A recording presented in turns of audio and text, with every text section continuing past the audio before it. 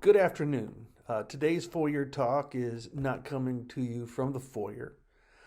As you can tell, rather than standing in the foyer today, I'm sitting at my dining room table. I've been processing through the book of Hebrews, trying to map out what's ahead of us, but I thought I'd talk to you briefly this morning about Genesis. For the last number of years, I have had it on my mind that I would love to preach a series on Genesis chapters 1 through 11. And every year, as I begin to process through those chapters, I come to the decision that I'm not ready to do that yet. It's just bigger than me. It's so important, and there's so much vital information that's going on that is foundational to how we see life, how we are to process through life, that I keep postponing it. Maybe I'll never get there. Who knows? But as I've been reading through the beginning chapters of Genesis this year, one thing struck me particularly that I'd share with you briefly, and it's what happens to our relationship with God when we sin. Here's what we know. We were created to be in God's presence.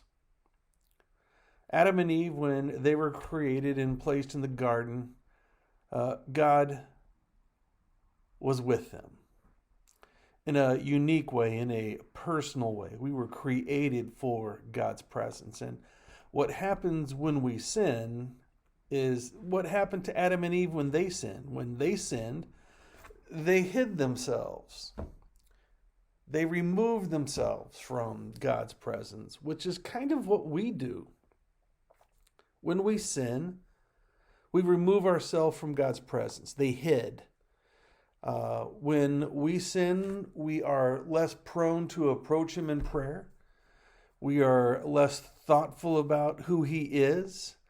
Actually, when I forget who I am and when I forget who God is, that's when I sin. Sin is what I do when I forget that God's in my presence or God is near. And so we build walls when we sin. We run away from God when we sin, which is what Adam and Eve did. In fact, it's what Peter did, if you remember, on the night that Christ was betrayed after He had been tried. And He had told Peter that what you're going to do tonight is you're going to deny that you know me. You're going to do it 3 times.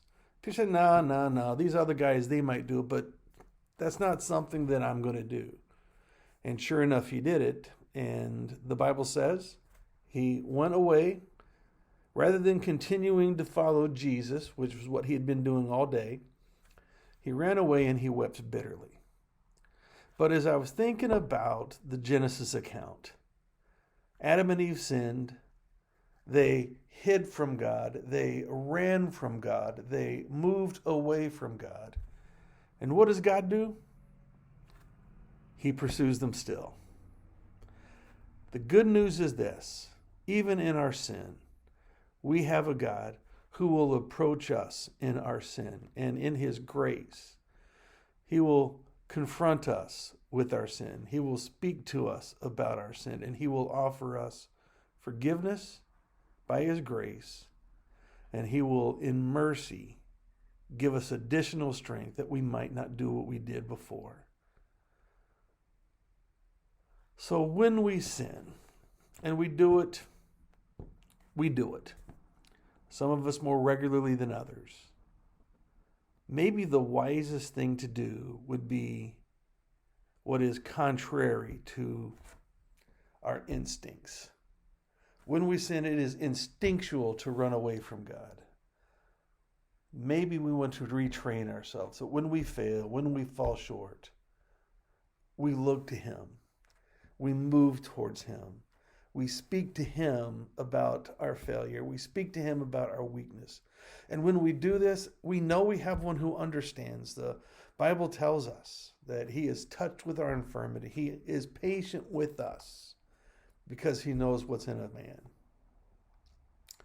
If we will approach God with our sin, He will forgive us of our sin.